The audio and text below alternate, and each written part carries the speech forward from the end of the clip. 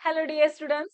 Last टाइमच आपण announcement केली होती की लवकरच आपण क्लास 11-12 चा मॅथ्सचा सिलेबस या चॅनलवर आपण स्टार्ट करत आहोत.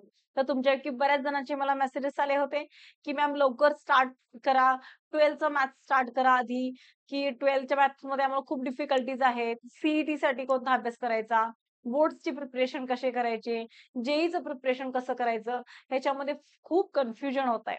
तर ह्या चॅनलवर आपण महाराष्ट्र बोर्डचा सिलेबस कंप्लीट करणार आहोत.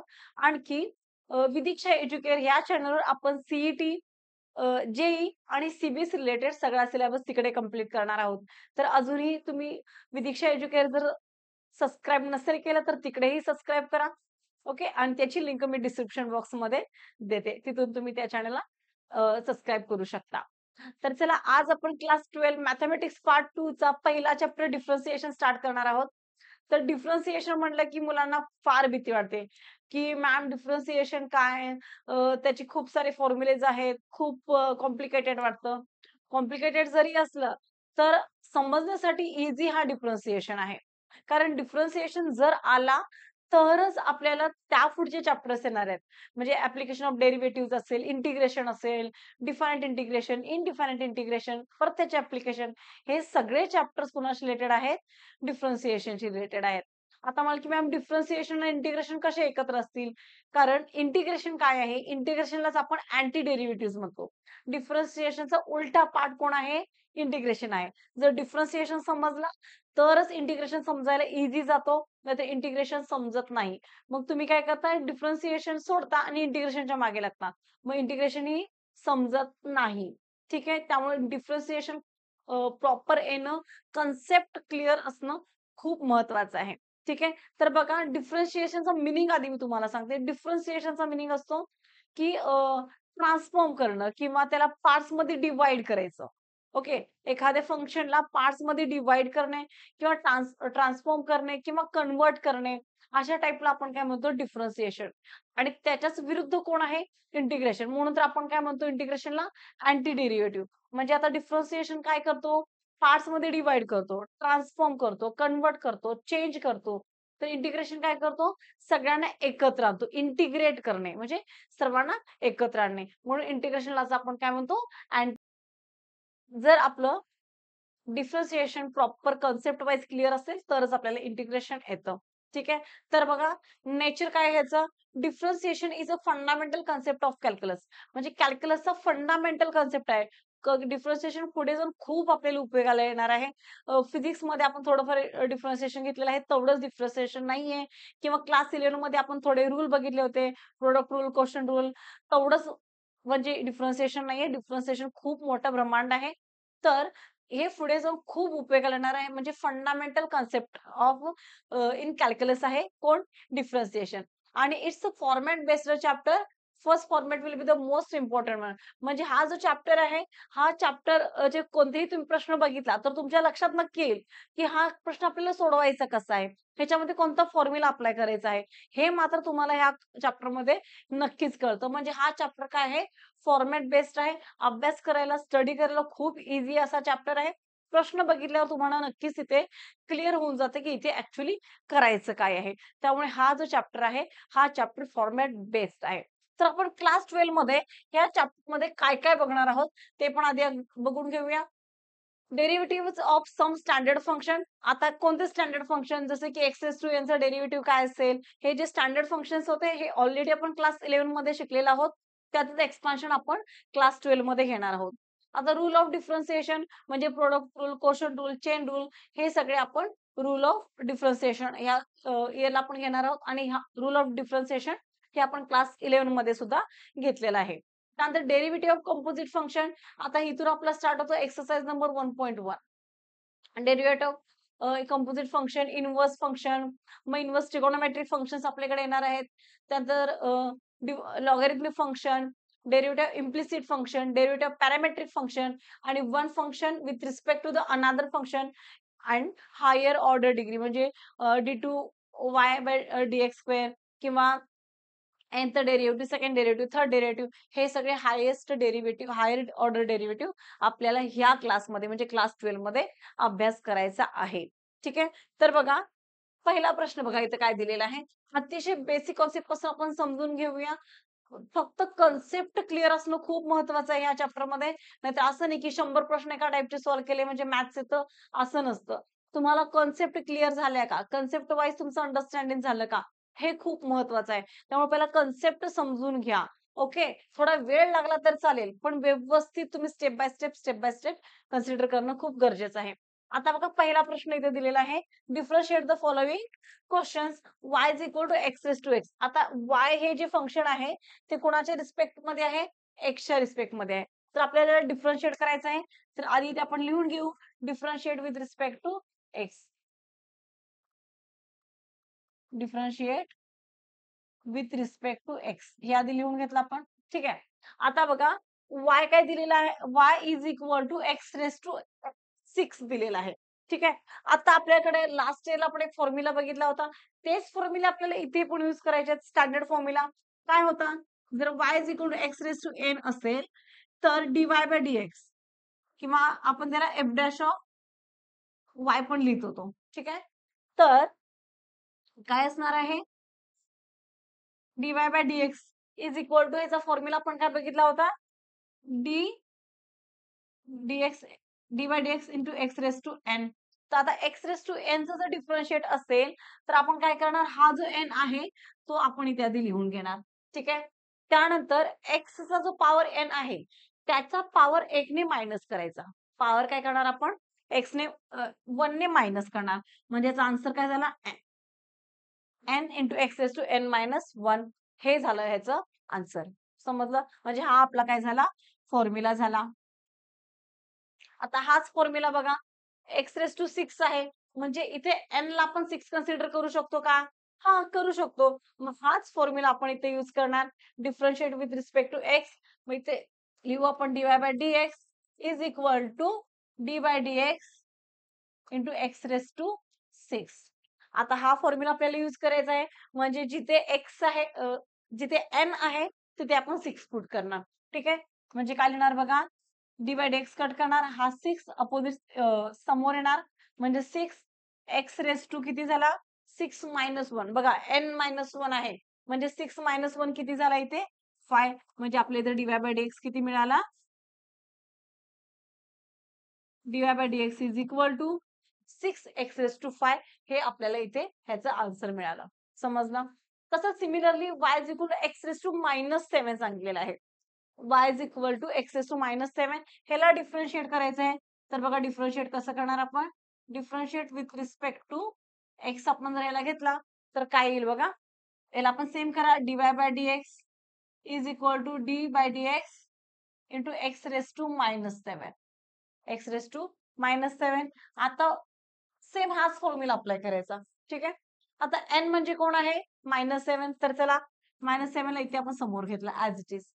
आता एक्सचा पॉवर 1 ने आपल्याला मायनस करायचा आहे. म्हणजे मायनस 7 मायनस 1 तर कसा येईल बघा? एक्स रेस टू मायनस 8 आला का बघा? Minus 7 into x raise to minus 8. आता पॉवर याचा मायनस मध्ये आहे म्हणजे त्याला आपण डिनॉमिनेटर मध्ये घेऊ शकतो का? असं लिहितो ना आपण एक्स रेस टू मायनस 1 असेल तर is equal to 1 upon x लिहितो का? लिहितो. मग सेम त्या पद्धतीने ह्याला लिहू शकतो आपण. म्हणजे minus 7 upon x raise to 8 हे काय झालं? dy by dx. समजलं? अशा पद्धतीने आपल्याला इथे हे सॉल्व्ह करायचं आहे. आता थर्ड बघा. थर्ड सेमच आहे. Differentiate with respect to x केला आपण. आता इथे 2 into square root of x दिलेला आहे. आपल्याला माहिती आहे की कोणत्याही कॉन्स्टंट टर्मचा जो डिफरन्शिएट डेरिव्हेटिव्ह असतो, डिफरन्शिएट असतो, हा 0 असतो. बरोबर? पण इथे 2x ला मल्टिप्लाय करतोय. फक्त जर असं is equal y is equal to 2 असता आणि आपल्याला डेरिव्हेटिव्ह काढायचा असता, तर ह्याचा dy बाय dx आपल्याला इथे 0 मिळाला असता का? कोणत्याही कॉन्स्टंट टर्मचा जो डिफरन्शिएट असतो, डेरिव्हेटिव्ह हे नेहमी 0 असतो. बट इथे आपल्याला एक टर्म दिली आहे √2 आणि त्याला मल्टिप्लाय करतोय 2. ठीक आहे. 2 मल्टिप्लाय बाय √2 आहे. त्यामुळे 2 आपण कॉमन घेऊ शकतो बाहेर असा. मग इथे लिहिणार dy by dx is equal to 2 into d by dx square root of x. आता बघा स्क्वेअर रूट ऑफ एक्स म्हणजे काय झाला? एक्स रेस टू 1/2 झाला का बघा? झाला. मग आता ह्याचा जर आपल्याला डिफरन्शिएट करायचं असेल तर आपण कसं करणार? 1/2 इथे येणार, बरोबर? आणि पॉवर 1 ने मायनस होणार. पॉवर काय होणार? 1 ने मायनस म्हणजे x रेज टू 1/2 -1 येईल का बघा? येणार, बरोबर? म्हणजेच काय येईल बघा?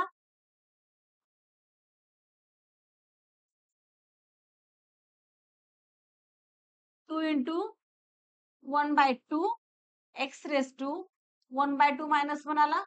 मग 2 two get cancel. x raise to 1/2 -1 म्हणजे -1/2 झाला. आत्ताच मी सांगितल्याप्रमाणे जर न्यूमरेटर जर सॉरी पॉवर जर निगेटिव्ह मध्ये असेल तर टर्म आपण डिनॉमिनेटरला घेऊ शकतो. मग त्या पद्धतीने इथे काय लिहिणार आपण? 1 upon square root of x. हे काय झालं आपलं? Dy by dx. समजला? म्हणजे डीवाय बाय डीएक्स ची व्हॅल्यू आपल्याला किती मिळाली? 1 upon square root of x. अशा पद्धतीने आपल्याला इथे सॉल्व्ह करायचं आहे. तर आता बघा नेक्स्ट क्वेश्चन एक बघूया आपण. Differentiate the following with respect to x. आता जो फॉर्म्युला आपण यूज केला तोच फॉर्म्युला आपण इथेही यूज करणार आहोत. मग आता म्हणाल की मॅम एकच फॉर्म्युला सगळीकडे यूज करायचा आहे का? नाही. खूप सारे फॉर्म्युले आहेत. जर मी एकदमच सगळे फॉर्म्युले तुम्हाला सांगितले तर तुम्हाला तिथे कन्फ्युजन होऊ शकतं. म्हणून मी एक-एक formula wise step by step तुम्हाला इथे एक्सप्लेन करत आहे. ठीक आहे? आता बघा पहिला काय दिलेला आहे? x raise to cube minus 2x minus 1 raise to 5. Raise to whole bracket raise to 5 आहे. ठीक आहे. मग आता आपल्याला काय सांगितलं? डिफरन्शिएट करा विथ रिस्पेक्ट टू एक्स. मग पहिला आपण इथे लिहून घेऊ. Differentiate with respect to x. हे आधी आपण इथे लिहून घेतलं. समजलं? पहिला आपण ही फर्स्ट स्टेप लिहायची आहे. त्यानंतर काय करणार? Dy by dx.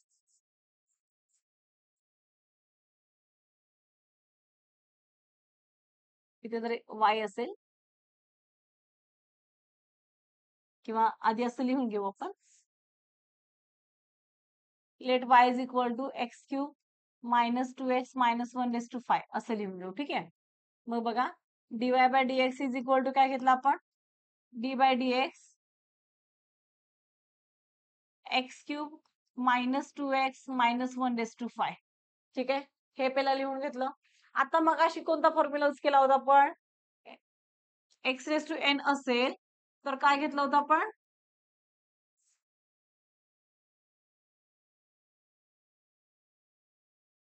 N x raise to n minus 1 हा फॉर्म्युला घेतला होता का? तोच फॉर्म्युला सेम आपल्याला इथेही अप्लाय करायचा आहे. सेम हाच फॉर्म्युला. आता ही पूर्ण टर्म म्हणजे आपण एक्स असं डोक्यात ठेवूया. ठीक आहे. पूर्ण ही टर्म म्हणजे कोण आहे? एक्स आहे हे आपण आपल्या डोक्यात ठेवलं. मग हा फॉर्म्युला जर आपण इथे यूज करायचा असेल तर काय मिळेल? हा जो पॉवर आहे हा इथे खाली येईल म्हणजे 5 बनेल इथे. ठीक आहे. मग काय मिळेल बघा 5 आणि x cube minus 2x minus 1 raise to 5 minus 1 4 झाला. ठीक आहे. आता हे इथेच थांबायचं नाही. ह्या पूर्ण फंक्शनचा परत आपल्याला डेरिव्हेटिव्ह करायचा आहे. म्हणजे ईच अँड एव्हरी टर्मचा आपल्याला इथे डेरिव्हेटिव्ह करायचा आहे. D by dx into x cube minus 2x minus 1. ठीक आहे. हे जे आतलं जे फंक्शन आहे त्याचा परत आपल्याला इथे डेरिव्हेटिव्ह करावा लागणार आहे. मग आपण इथे परत त्याचा डेरिव्हेटिव्ह घेतला. आता हे जे फंक्शन आहे ते ॲज इट इज तसं राहील. X cube minus 2x minus 1 raise to 4. आता इथे प्रत्येक टर्मचा आपल्याला डेरिव्हेटिव्ह करावा लागणार आहे. बघा d by dx of x cube. कोणता formula? X raise to n म्हणजे n x raise to n minus 1 हा फॉर्म्युला यूज करायचा आहे. तर एक्स क्यूबचा डेरिव्हेटिव्ह काय असणार आहे? 3 इथे आला एन बरोबर आणि एक्स रेज टू 3 मायनस 1 म्हणजे किती मिळाला? 2 आला का? 3x स्क्वेअर झाला. त्यानंतर मायनस 2 इंटू एक्स. तर इथे परत काय करणार आपण? एक्स एकच टर्म आहे. बरोबर? त्याचबरोबर एक्सचा पॉवर काय आहे? 1 आहे. 1 मायनस 1 0 झाला आणि एक्स रेज टू 0 बघा फक्त एक्स एकच टर्म आहे. एक्स आहे. एक्सचा पॉवर 1 आहे. ह्या फॉर्म्युल्यामध्ये जर आपण यूज करणार असो तर x raise to n minus 1 x raise to 1 minus 1 म्हणजे एक्स रेज टू 0 मिळाला आणि कोणत्याही टर्मचं पॉवर जर 0 असेल तर त्याची व्हॅल्यू 1 असते. कोणत्याही टर्मची पॉवर जर 0 असेल तर त्याची व्हॅल्यू किती असते? 1 असेल, त्यामुळे इथे हा झाला 1. ओके. आता मगाशी सांगितल्याप्रमाणे कोणत्याही कॉन्स्टंट टर्मचा डेरिव्हेटिव्ह काय असतो? 0 असतो. कोणत्याही कॉन्स्टंट टर्मचा डेरिव्हेटिव्ह 0 असतो. म्हणून इथे 1 चा डेरिव्हेटिव्ह किती मिळाला? 0. Bracket close. त्यानंतर आपण लिहिणार 5 into x cube minus 2x minus 1 raised to 4 in bracket 3x square minus 2. बघा, हे झालं ह्याचं कम्प्लीट आन्सर. स्टेप्स लक्षात ठेवायच्यात, कॉन्सेप्ट फक्त लक्षात ठेवा. मग इथे कोणताही क्वेश्चन आला, मेथड हीच अप्लाय करायची आहे. ठीक आहे, हे समजलं. चला आता नेक्स्ट क्वेश्चन बघूया. नेक्स्ट क्वेश्चन बघा काय दिलेला आहे. सेम अशा पद्धतीने सॉल्व्ह करणार आपण.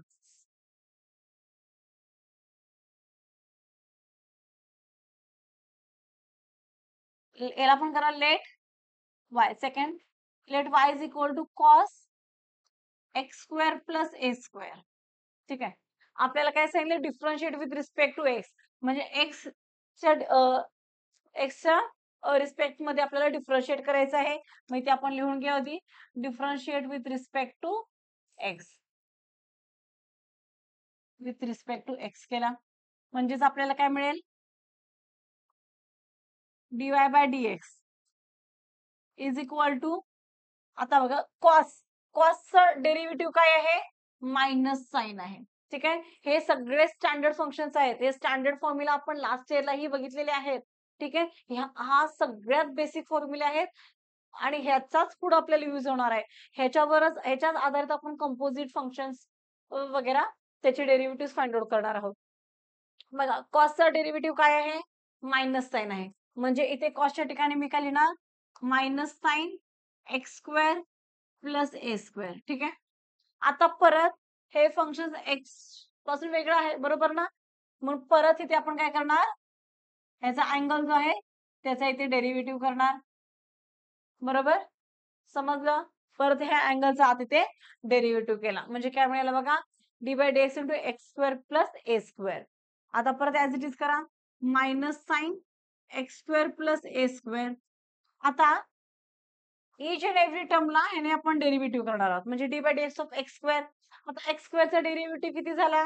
मगाचा फॉर्म्युला सेम अप्लाय करणार. X raise to n is equal to n into x raise to n minus 1. म्हणजे याचा पॉवर 2 आहे, तर 2 इथे आला. बरोबर, समोर आला. त्यानंतर एक्सचा पॉवर 1 ने कमी होणार म्हणजे 2 मायनस 1 1 झाला. ठीक आहे, प्लस ए स्क्वेअर. आता ए इथे ऍज अ कॉन्स्टंट आहे कारण आपल्याला differentiate with respect to x करायचं आहे. ए इथं कॉन्स्टंट आहे म्हणजे ए चा डेरिव्हेटिव्ह आपल्याला इथे 0 मिळाला. हे समजलं? म्हणजेच बघा, 2 एक्स आहे इथे आपण घेऊ म्हणजे minus 2x sine into x raise to sine x square plus a square. हे झालं आपलं याचं dy by dx differentiate function झालं. समजलं? अशा पद्धतीने आपल्याला फक्त सॉल्व्ह करायचे आहेत. खूप अतिशय इझी असे कॉन्सेप्ट आहे. फक्त कॉन्सेप्ट लक्षात ठेवा तुम्ही. ठीक आहे, त्यामुळे किती फॉर्म्युलेज आहेत, कसे फॉर्म्युलेज आहेत ते लक्षात ठेवायचे आहेत आणि फक्त इथे आपल्याला अप्लाय करायचं आहे. ठीक आहे, आणि हे स्टँडर्ड फॉर्म्युले आहेत. हे स्टँडर्ड फॉर्म्युले जर तुमच्या प्रॉपर लक्षात असतील तर नंतर येणारे कंपोजिट फंक्शन्स चे फॉर्म्युले सुद्धा तुमच्या इझिली लक्षात राहतील. ठीक आहे, आता बघा अजून एक क्वेश्चन मी घेते.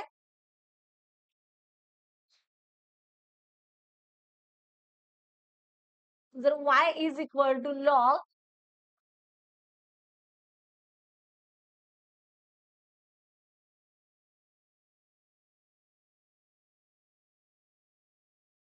बघा काय दिलेलं आहे? Log x square plus 5 to the base a दिलेला आहे आणि ह्याला आपल्याला काय करायचं आहे? डिफरन्शिएट करायचं आहे. तर कसे करणार सांगा? Differentiate with respect to x आधी घेऊ आपण. ठीक आहे, त्यानंतर काय करणार? Dy by dx. आता log function with respect to a असेल तर आपण हा फॉर्म्युला यूज करणार का? बघा, log x to the base a हा फॉर्म्युला आपल्याला इथे यूज करावा लागणार आहे. मग ह्या फॉर्म्युल्याच्या अकॉर्डिंगली इथे काय लिहिता येईल बघा? 1 अपॉन एक्स. एक्स म्हणजे कोण झाला? ही पूर्ण टर्म आपली एक्स आहे. ठीक आहे, म्हणजे एक्स काय येणार इथे? X square plus 5x into log a. ठीक आहे, आता परत त्यानंतर हे जे फंक्शन आहे त्याचं परत आपल्याला काय करावं लागणार आहे, डिफरन्शिएट करावं लागणार आहे. मग त्याला परत डिफरन्शिएट करा d/dx into x square plus 5x. समजलं? म्हणजे काय येईल बघा. आता दोन्ही टर्मचं आपण डिफरन्शिएट करणार. मग एक्स स्क्वेअरचा डिफरन्शिएट काय आला इथे? ॲज इट इज पहिला हे लिहून घेऊ. X square plus 5x into log a. आता बघा ह्याचा डिफरन्शिएट काय येणार? एक्स स्क्वेअरचा मिळाला 2x प्लस 5x चा डिफरन्शिएट मिळाला आपल्याला ओन्ली 5. ठीक आहे. म्हणजे आपलं आन्सर काय मिळालं? 2x plus 5 whole divided by x square plus 5x into log a. अशा पद्धतीने आपल्याला हे डिफरन्शिएट करायचे आहे. त्यामध्ये कोणताही प्रश्न असू दे, अशा टाईपचा कोणताही क्वेश्चन आला तर आपल्याला सेमच मेथड इथे अप्लाय करायची आहे. आय होप की तुम्हाला हा व्हिडिओ नक्कीच आवडला असेल. तर एक लाईक तर तुम्ही करू शकताच आणि अजूनही चॅनलला सबस्क्राईब केलं नसेल तर लवकरच सबस्क्राईब करून घ्या आणि नेक्स्ट व्हिडिओ मी लवकरच तुमच्यासाठी अपलोड करेल.